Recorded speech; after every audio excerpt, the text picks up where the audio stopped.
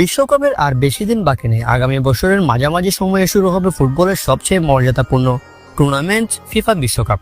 যে বিশ্বকাপ জিততে এবার মুখিয়ে রয়েছে আর্জেন্টিনা, ব্রাজিল সহ বিশ্বের শক্তিধর সকল দলগুলো, যেখানে আগামী বিশ্বকাপে লিওনেল স্কালোনির সামনে বড় চ্যালেঞ্জ শিরোপা রক্ষা করা। দর্শক, তবে 26 বিশ্বকাপের সবচেয়ে শক্তিশালী একটা স্কোয়াড নিয়ে যেতে চাইবে আর্জেন্টিনা।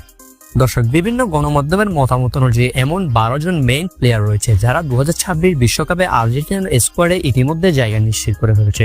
তবে কারা সেই 12 প্লেয়ার? চলুন এক নজরে দেখে নেওয়া যাক কোন 12 জন তারকা 2026 বিশ্বকাপে আর্জেন্টিনার স্কোয়াডে তাদের জায়গা নিশ্চিত করেছে।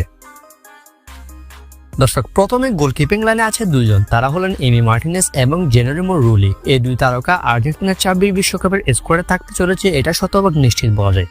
অন্যদিকে ডিফেন্সের লেফট ব্যাকে নিকোলাস টাগলিয়াফিকো, সেন্টার ব্যাক হিসেবে ক্রিস্টিয়ান রোমেরো, লিসান্ড্রো মার্টিনেজ এবং নিকোলাস ওটামেন্ডি, সেই সাথে রাইট ব্যাকে নাহুয়াল মলিনা, এই তারকারাও থাকছেন।